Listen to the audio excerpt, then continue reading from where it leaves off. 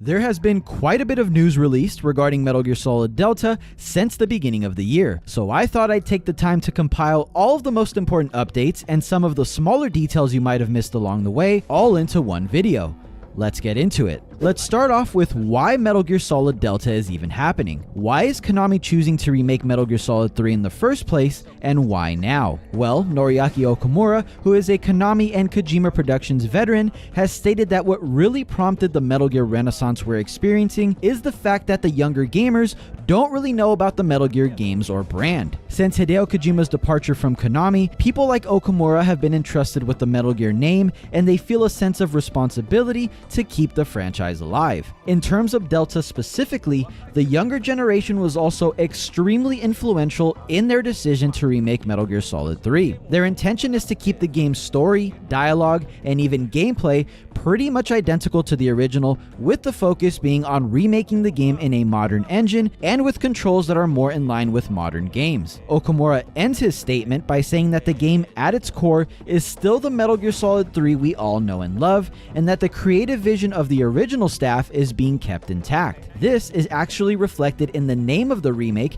as according to Konami, the Delta symbol found in the game's title can mean a change or difference without changing the original structure. It has been confirmed that the original voice recordings the voice actors recorded for Snake Eater will be the ones that we hear in Delta. This time around, however, we will be hearing the uncompressed versions of the iconic performances we all love. Due to not having as many limitations nowadays, the audio should sound higher quality. A few new lines were recorded and have now been confirmed to be only for gameplay element changes, such as control explanations. This was done to accommodate all of the different platforms Delta will release on. Both Okamura and Jim Piddock, the English voice actor for Major Zero in MGS3, have confirmed that this is the case. The same thing was done for Metal Gear Solid 3DS for similar reasons. It's also important to note that it seems like the actual lip syncing will use the English version this time around. In the past, and in the original Snake Eater, the Japanese voice acting was used to rig the character's lips, and then the English dub was added over that.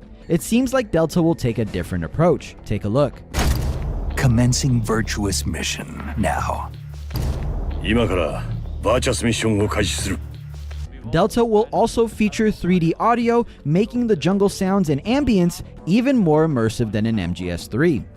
As far as why Snake Eater was chosen as the first game to remake, Okamura states that as the genesis of the entire series when looking at it chronologically, it seemed like the most logical game to introduce the new generation to Metal Gear. He describes it as the perfect place to start with Metal Gear if you've never played any of the games before. Okamura has also repeatedly made it a point to mention that there are staff members working on Delta that were there for the creation of the original Metal Gear Solid 3 and for the creation of other Metal Gear titles in the past. In addition to these seasoned developers, various support studios have been contracted by Konami in order to help them with the development of Delta. The most well-known is Virtuous, who have assisted in the creation of other Metal Gear titles in the past, according to Okamura. So in conclusion, Metal Gear Solid Delta will be as close to a one-for-one remake as you can get in terms of its story, cutscenes, dialogue, and gameplay. The reason Snake Eater is being remade first is because of its place in the series timeline, and as such, the team felt it would be the best place for newcomers to the series to start their Metal Gear journey. Many Metal Gear veteran developers are working on Delta in-house at Konami, but some support studios are also lending a hand, with Virtuous being the most notable. Now that you know why Delta is being made, who is working on it, and what type of remake to expect, let's get into all the aspects of Delta that are new and improved.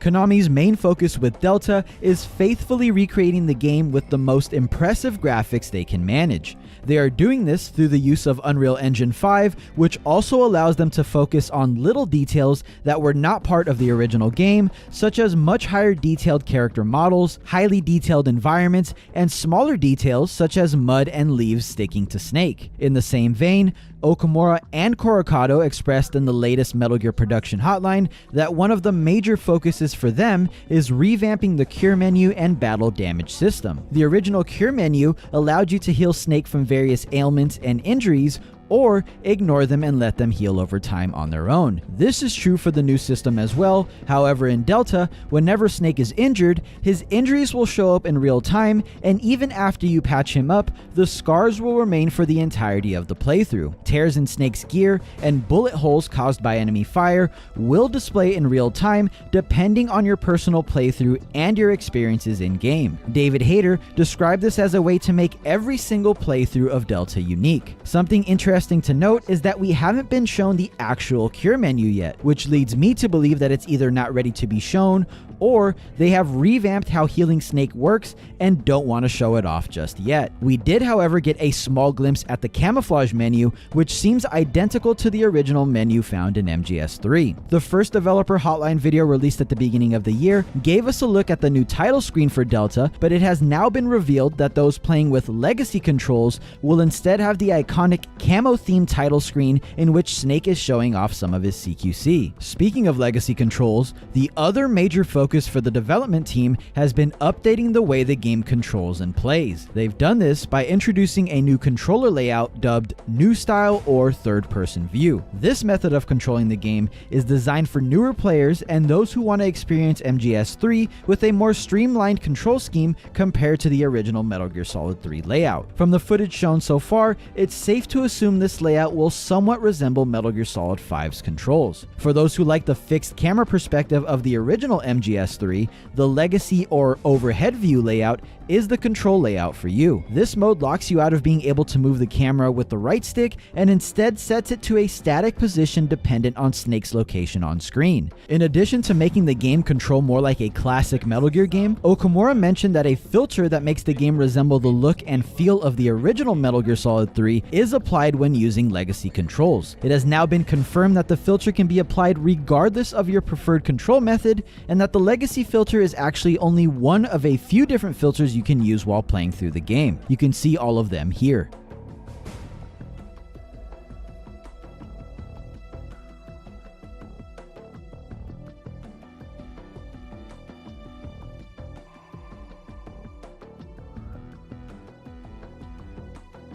Moving on to what I'm most excited about, gameplay changes. Delta is being designed to play very similarly to MGS3, however there have been quite a few updates to the actions available to players. One major addition is the ability to crouch walk, which first made its MGS3 debut in Metal Gear Solid 3DS. Since then, it has been heavily requested by fans, and it even made its way into the Master Collection version of MGS3 on Steam via mods. Crouch walking will definitely open up more possibilities to sneak past enemies without breaking your stride.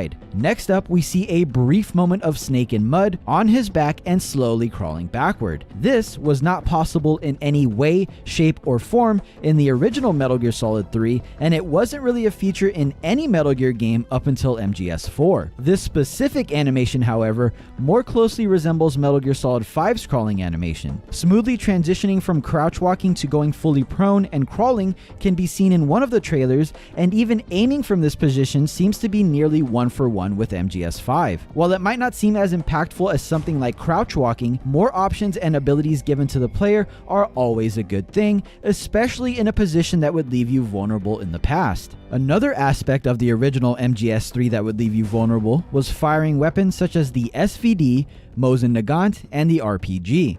This is because, as you know, these weapons would lock you in place and into first-person view whenever you had them equipped. This seems to be changing in Delta, as you can see this moment in which Snake is firing the Mosin Nagant while in third-person view and while slowly moving forward at the same time. You can also see Snake firing the RPG toward the end of the trailer from a third-person view perspective. Whether this is a new style feature or a feature for both control styles is yet to be known. Another small detail regarding these weapons specifically is the fact that they now display on Snake's back, presumably when he has them equipped. While it doesn't affect gameplay, it is a nice touch. We also have the return of the dive roll with a touched up animation. Thankfully, they've decided to stick with the dive roll instead of Metal Gear Solid 5's spammable dolphin dive, as the dolphin dive would absolutely break Metal Gear Solid 3. The dive roll should work the same way as it does in the original MGS3, giving you the choice to either roll to a standing position or into a prone position. The CQC options found within Delta largely look the same as in Metal Gear Solid 3, however, there are some updated animations that more closely resemble the Phantom Pain. Things such as throwing an enemy into the ground in front of you and then holding them up are still possible. The same goes for keeping enemies in a CQC chokehold and then interrogating them for information. MGS3's CQC system is pretty solid, no pun intended, so no real major changes need to happen in my opinion. Whether you choose to go in with new style or legacy style controls, the gameplay should feel familiar in most ways. The added features do seem like they complement the game well, and at the same time, they make sure not to depart from MGS3's original gameplay offerings. Many of the animations do seem to be inspired by Metal Gear Solid 5, which many praise as having the best gameplay in the series. A nice blend between Metal Gear Solid 3's original gameplay and Metal Gear Solid 5's updated controls and animations would be the best case scenario, and it looks pretty damn close to what we're getting. Metal Gear Solid Delta will be releasing for the PlayStation 5, Xbox Series X and S, as well as PC. We also know of at least 3 different versions of Metal Gear Solid Delta that went up for pre-order on June 10th. The deluxe version, which is a European region exclusive, the collector's edition, which is exclusive to North America,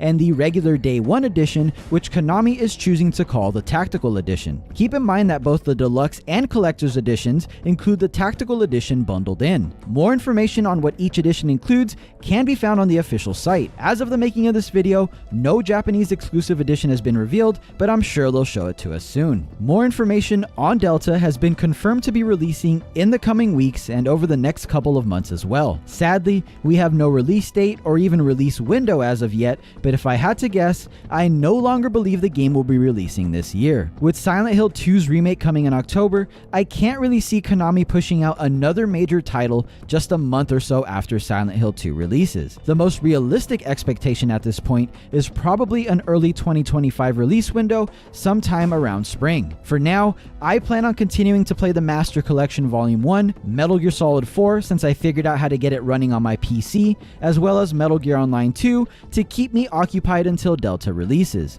And speaking of MGO2, I recently started playing again, and I made a video going over my experience returning to the game in 2024. You can check that video out here. Thank you so much for watching, and I will see you all in the next one.